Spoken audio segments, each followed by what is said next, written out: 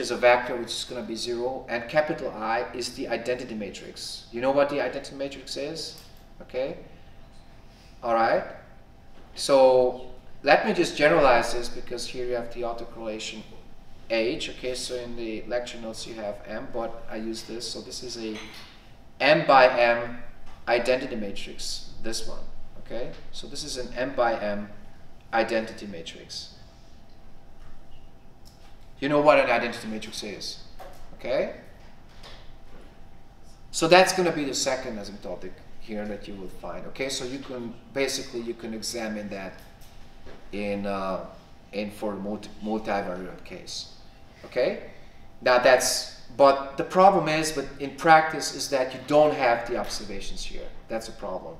Okay, so you don't have the observations of the noise. Okay, you have to estimate them, and if you had them, then you basically would know the coefficients as well. So, but you don't, so that's a problem. But if you did, let's say that this was basically the case. Okay, now again, so I will continue with this, and this is something that you can add here. Okay, and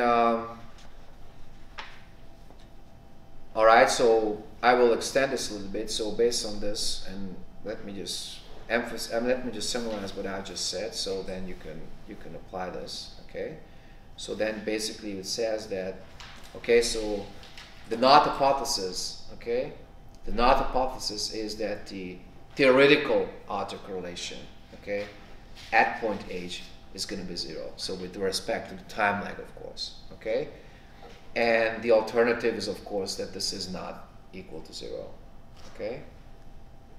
So it means that there is a linear relationship for residuals. Now, again, so I just said, if the absolute value of the test statistic, okay, if the absolute value of the test statistic here is greater than the 1 minus alpha half quantile of the standard normal distribution, then this means that basically the Null hypothesis can be rejected. Okay, be rejected with error probability. Okay, error probability not greater than alpha. Okay. If that's the case. Okay? So again, if the absolute value is greater than the 1 minus alpha half quantile of the standard normal distribution, then basically the correlation can be, or the Null hypothesis can be rejected. So then in that case, the correlation, or the autocorrelation, let's say, is significant. Okay? But again, in practice, this is relatively, I mean, this is not that intuitive. Okay? Because you don't have that, of course. Okay. All right. So, and this is, I mean, the same thing holds for the other one, and that's going to be the so-called Box-Pierce test. Okay. So that's going to be the next example. Okay. So the next example is going to be the Box-Pierce test. So I developed this. Okay. Box-Pierce test. So I developed this based on that asymptotics that I just denoted here. So what I have is, okay, so here the Null hypothesis of the Box-Pierce test is that all autocorrelations are 0. So that means that basically the process is completely free of autocorrelation, not just, you know, regarding a certain time lag, but for all. Okay, so here the Null hypothesis is that the theoretical autocorrelation at point 1, okay, is 0. The theoretical autocorrelation at point 2 is equal to 0, and so forth. And the theoretical autocorrelation at point M, okay, is also equal to 0. So all autocorrelations are 0, meaning that the process is completely free of autocorrelation, not just, you know, with respect to a certain time lag. Okay, so but with respect to, I mean, the whole thing. Okay, so and of course the alternative hypothesis is that there is at least one autocorrelation which is not 0. Okay, so that's going to be the alternative, right? Obviously, right? So it means that there exists, let's say, an autocorrelation, okay, from 1 till m, okay? So there with the property, okay? So with the property that the corresponding autocorrelation is not 0. So at least one autocorrelation coefficient is significant. Okay? At least one. So that means that the process is not free of autocorrelation. Okay? So that's what the Null hypothesis says, and this is based on the Box-Pierce test. Again, in practice, it's only possible if you have the observations. Now, maybe you notice that the chi-square distribution, if you sum it up, right? So here you have, I mean, this is what you have here. These are all standard normal variables, right? And if you take the square of the standard normal variables, okay, so then basically you will have the chi-square distribution, okay? So the sum of the square, remember what the chi-square distribution was? Remember what it was? Probably not, okay? So I will explain this, okay? So then the test statistic of the Box-Pierce test is as follows, okay? So the test statistic, okay? So and then I call this, let's say, QM, okay? So that's going to be the test statistic, and this will be the sum, the total sum of these, or the squared sums of these autocorrelations. So what I'm doing is I'm taking these are standard normal variables. I'm taking the squares of them and I'm summing them up, and then you're going to get the so-called chi-square distribution. Okay, all right. So that's what you do. Okay, so and the result will be, and this is going to be T times the sum of these squared autocorrelations. So here I start with H. Okay, so H is equal to 1 till M, and then what I'm doing is I'm taking the empirical autocorrelations, okay, and I'm taking the square of them, okay? So I'm taking the square of these empirical autocorrelations. Now if let's say the square root times T times the autocorrelations are following the standard normal distribution each, right, asymptotically, then this test statistic here, okay, will converge towards the chi-square distribution. Okay, so that will converge in distribution towards the chi-square distribution. Okay, remember the chi-square distribution, guys? Okay, with, of course, m degrees of freedom. Okay, so df are the degrees of freedom. You probably know this. Okay, so I'm not using that notation. So this is the chi-square distribution. Okay, so this is the chi-square distribution. Okay, with m degrees of freedom. Okay, so that basically you would be able to test, you know, whether or not the process is completely free of autocorrelation.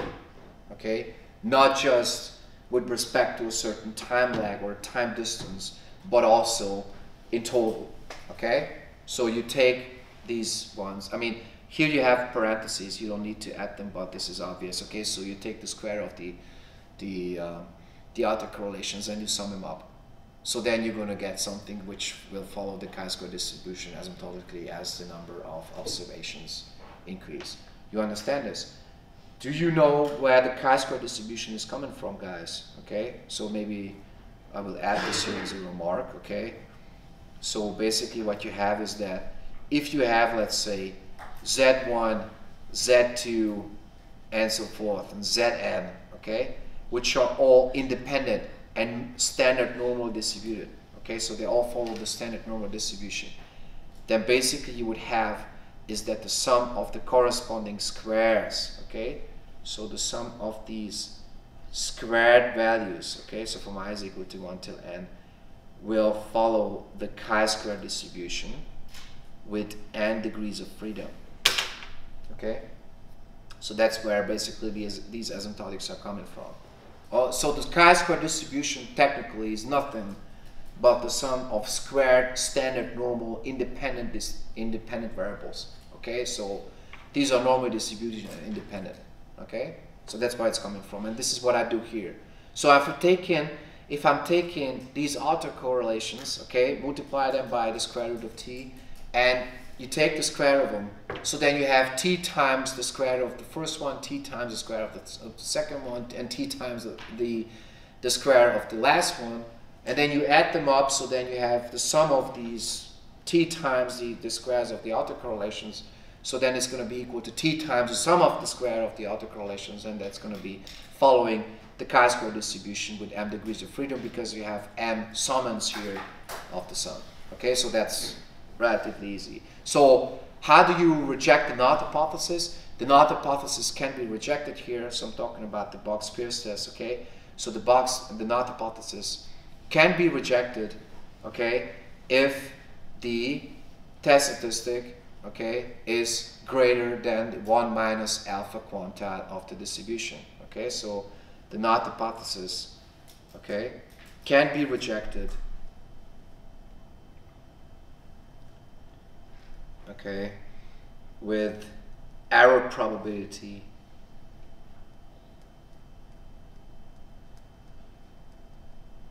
okay, so with error probability not greater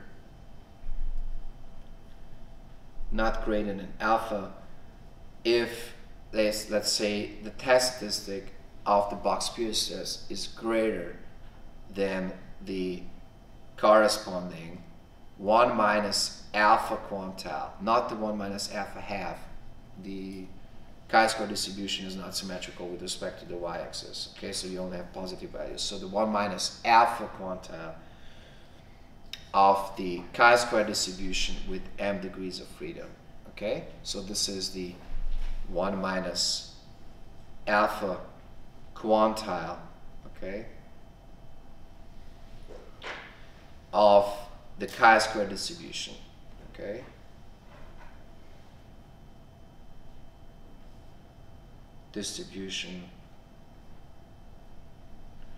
with m degrees of freedom, okay.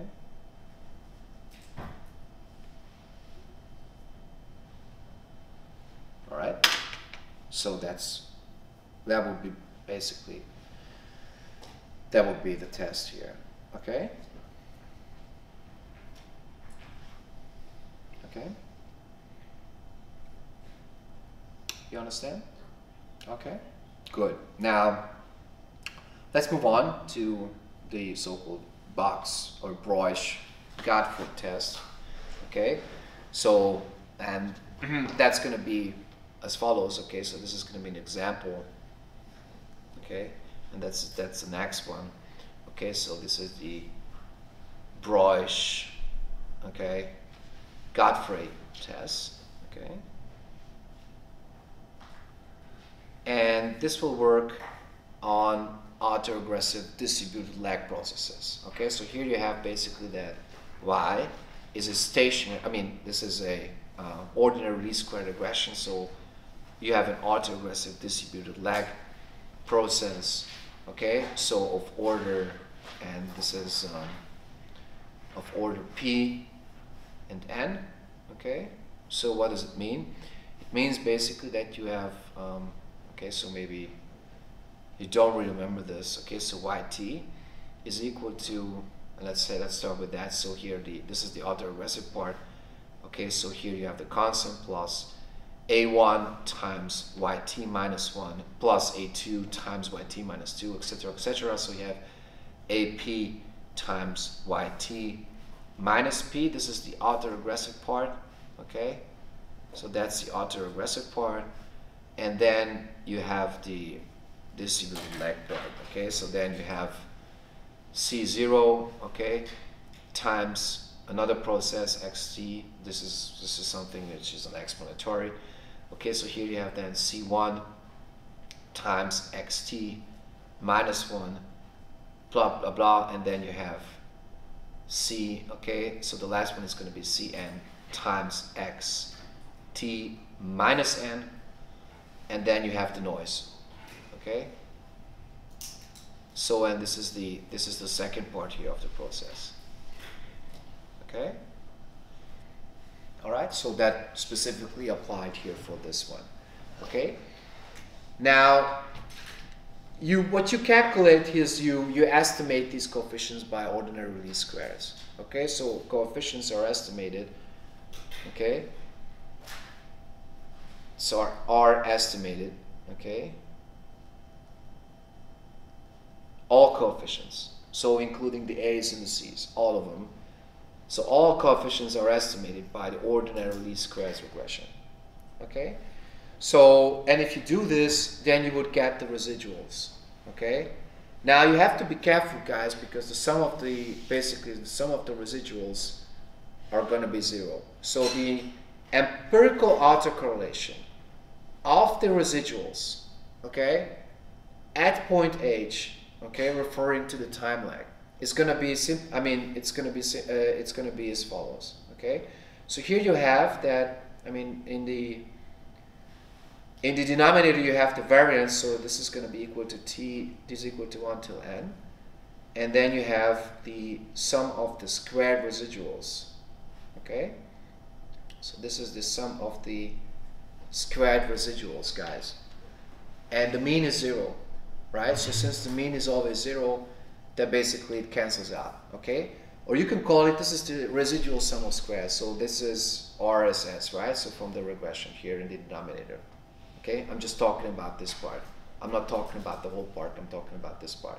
Okay, and in the numerator you have that basically you have the same thing in the previous section above, except for the following. So here you have, okay, so the sum starts at 1 and it stops at t minus h, and here you have, since the mean is equal to 0, so basically you have the residual at time t times the residual at time t plus h, okay, and this is what you have in the denominator. Okay, so here you don't have the autocorrelation of the noise, because basically you don't have any observations regarding the noise. You have the autocorrelation, so an empirical autocorrelation of the residuals, okay, and these are the empirical autocorrelations of the residuals. Okay, now this is a little bit basically, this is a little bit complicated in that sense, okay, because that's how you would do this. Okay, and the question is, how would you get these? Okay, and the answer is simple. So what you do is the following. Okay, so what I'm doing is, okay, I'm defining a random variable, let's say, or a vector basically. So this is going to be the transpose. Okay, so I'm not using capital T here because that might be misleading for the transpose. Okay, all right, you understand? So I'm not going to have capital T here, meaning the transpose. Okay, so what I'm doing is I'm just using prime. Okay, so meaning this is the transpose of that. Okay, now here I'm going to have a vector, a column vector, and it starts with 1. Okay, here you're going to have yt minus 1, and then you have yt minus 2, etc., etc., and then yt. Okay, so that's going to be the autoregressive part. I will use a color so then you see it better. So just as in the previous section, so here you have yt minus 1, and then you have yt minus p at a certain point. Okay, so that's where it stops, and then you have xt, all right, xt minus 1, and then the final one is going to be xt minus n. Okay, so what I'm doing is I'm collecting these. I'm going to put them into a vector. Okay, so this is really the column vector, and that's how you're going to do this. Okay, so basically this is just a random variable that I collect, and I'm going to also define a vector called theta, and a transpose of that vector will be as follows. So here you have basically the constant. Okay, then you have the coefficients of the autoregressive part, so this is going to be a1 and ap, and then you're going to get the coefficients of the distributed lag part, so then you're going to have c0, c1, and c, and that's going to be the final one. Okay, now you can write basically the autoregressive distributed lag process as follows. So then, basically, the process can be written like this. So yt is going to be equal to, and then you have, this is the vector, okay? So theta, transpose of theta times z, okay? And then times the plus the noise, okay? So that's how you would rewrite the process. Again, this is just a different representation. Okay? All right? So then you take that. These are, these are the explanatory variables, and this is a dependent variable. So basically what you do is you perform an ordinary least square regression to get the vector here. Okay? You understand? So that's what you do next. Okay? So then after, the OLS regression, okay, you would get the following.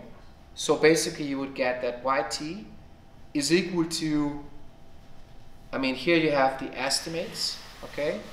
This is the estimates, or these are the estimates, times the explanatory variables, okay, which are basically collected in the matrix, okay? And here you have basically the noise, okay? So this is the noise. That's how it's basically done, okay? And since you have these estimators, okay, so this is how you would estimate. So then you would calculate the residuals here by taking the difference of the two, okay? So that's how you would do it, okay? So yt minus the difference here of theta, or the estimates of theta, times the explanatory variables. That's how you would basically get the residuals, okay, from this regression. Okay, so here you have basically the ordinary least squared regression. Okay, so and after that you would calculate the residuals from this regression. Okay, that's the first step here to perform this. Okay, so then afterwards what you do is the following. So you have a new, okay, or a second regression. Okay, and what you do is you take these residuals, okay, and these are going to be the dependent variables here in the next session, okay? So then you have the dependent variables, and you try to explain them by means of the following. So first off, you take the explanatory variables of the previous regression, okay? So you take z, okay, and I'm calling, let me just call this phi, okay, so because you have a new vector, okay, so you're gonna get phi here. That's a new one, okay, so you're gonna get new estimates, okay, so for each and every one of them, okay, so you take out basically the influence of them, and what you would get is basically, you would get another one. So basically here you would have, let's say, beta 1. Okay, so this is a regression, what you would do afterwards. Okay, so then beta 1 times the residual at point t minus 1. Okay, and then you go on, and then the final one will be, let's say, beta m. Okay, so beta m times the residual at point t minus m, and then you're going to have a residual of that regression too. Okay, so obviously, and this is going to be the residual of the residual, let's say, okay, and I'm calling this ut, okay, all right, so this is going to be a second regression that you have to perform, all right, so, and of course, here you have the estimates, okay, so this is the, so these u's are the residuals of the second regression, you understand this, okay, so first you take the residuals, okay, of your autoregressive distributed lag process, and then you perform a regression of that residuals on these explanatory variables. So here, first off, you have the variable z again, which was, the observations here too, and then you have the residuals here. So what you do is basically you eliminate all influences here from it, and what you do is the following. okay, so you test a null hypothesis, okay, so then basically the null hypothesis means that these coefficients, these betas here, are all 0, okay, so beta 1 is equal to beta 2 and so forth, and then this is going to be equal to beta m, which is going to be equal to 0, okay. Now if that is equal to 0, okay, so meaning that the coefficients are not significant here, then this means that the residuals are free of autocorrelation, okay. That's the idea, okay. So this is the null hypothesis, okay. Okay, so the residuals are not autocorrelated.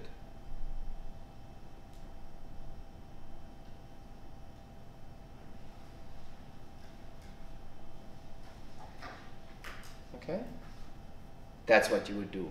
And of course the alternative is basically that there is at least one coefficient for which is not true. Okay, so if at least one coefficient is not 0 here from this regression, then you would get this. Okay. Okay, so the alternative is, okay, so the alternative is that basically there is at least one coefficient, okay, so from this sample, okay, for which, okay, so for which basically the corresponding autocorrelation, the corresponding regression coefficient is not 0. Okay, you understand this? So if at least one coefficient is not 0, then you have an autocorrelation of the residuals. Okay. And what you would do is, okay, so basically you would get here from this regression, you would get the coefficient determination. So let's say the coefficient determination of the second regression. Okay, so I will add this like that. So this is the coefficient of determination of the second regression. Okay, so this is the coefficient, okay, of determination.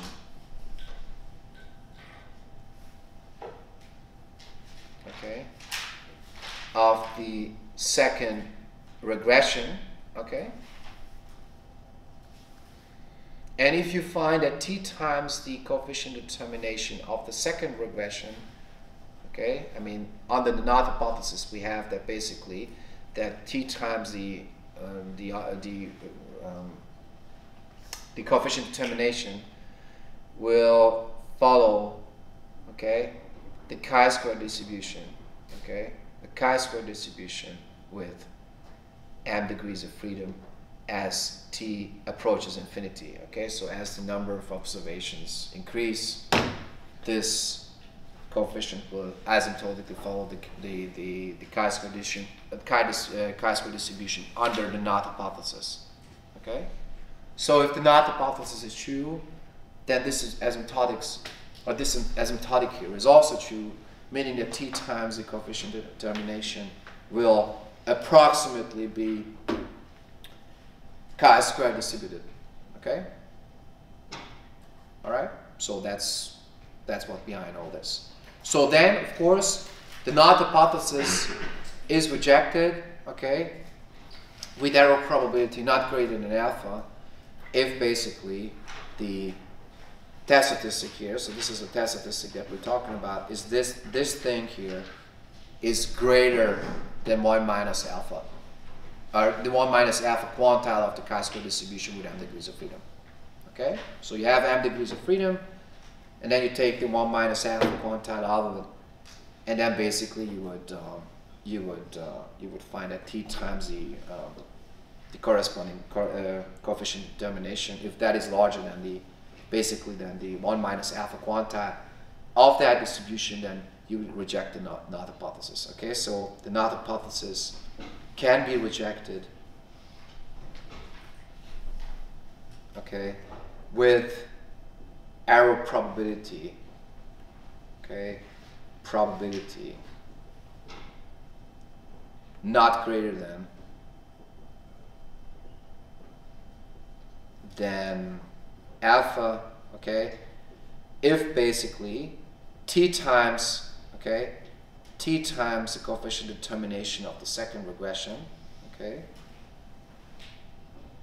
is greater than the 1 minus alpha quantile of the chi-square distribution with m degrees of freedom.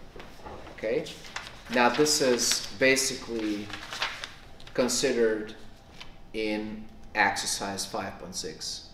Okay, so have a look at that. All right, so this is exercise 5.6. Okay. Okay, so exercise 5.6. All right, this is what you would have. Okay, so there is the Breusch-Godfrey zero correlation test is performed.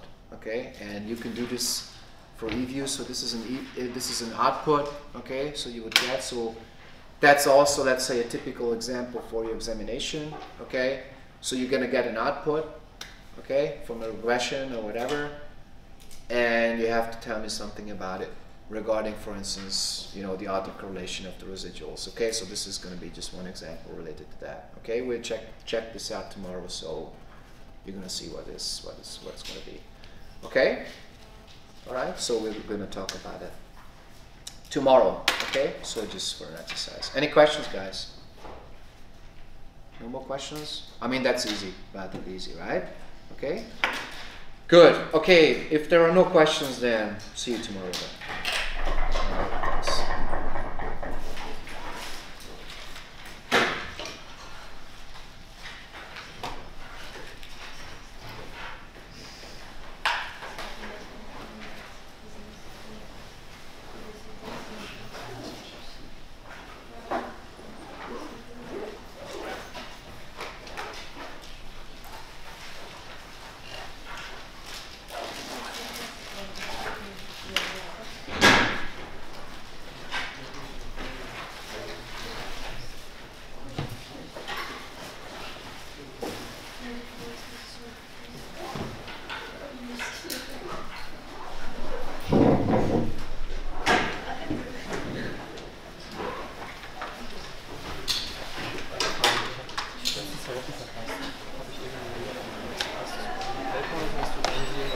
Nee, zum Papier jetzt nicht.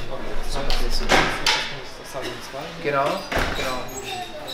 Und dann wird man schon zum Papier was anfangen. Also ich würde gerne mit Ihnen so im Dezember, Anfang Dezember noch so einen Termin vereinbaren mit Ihnen allen, um über das Papier zu sprechen. Ja? Das war schon lange. Gerne. Jetzt die Woche. Ich habe es nicht geschafft. Ja, genau, bis dann, so kurz vor der Klausurung. Ja, aber jetzt wird jetzt nicht so gut, das Papier von Mensch. Weil hier ist die Klausur ich meine, wird jetzt nicht nebensächlich oder so, aber dort war mir eigentlich der Fokus mehr auf dem Papier. Und hier ist es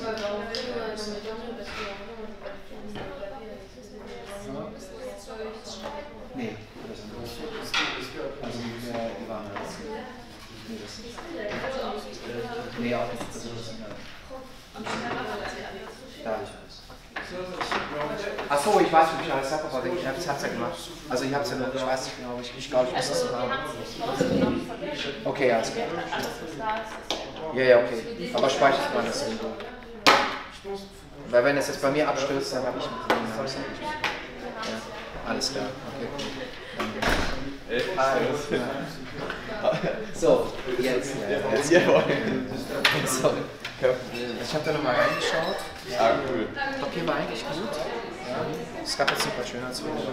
Ja, genau. Was ich gerne vielleicht ich hab's nicht gefragt. Das ist nicht schlimm. Also, erstens mal vielleicht von der Struktur. Ja, also da sollten wir drauf achten. Und das wirklich ein gutes Papier ist. Und vom Inhalt her hätte das ja schon das Potenzial. Die Einleitung ist viel zu kurz. Ich muss in Einleitung sämtliche Informationen über das Papier haben. Ja. Ja, also das wäre vielleicht ganz gut über so eine. Das war ja gut über die ne, also man hat ja hier quasi immer so einen Standardsatz, wie was weiß ich, warum das jetzt wichtig ist, ja, also in the globalized world, also da weiß ich ja schon. Warte, ich mach mal die Dings raus. Können Sie das rausschneiden? Ja, nee, jetzt ist es spät.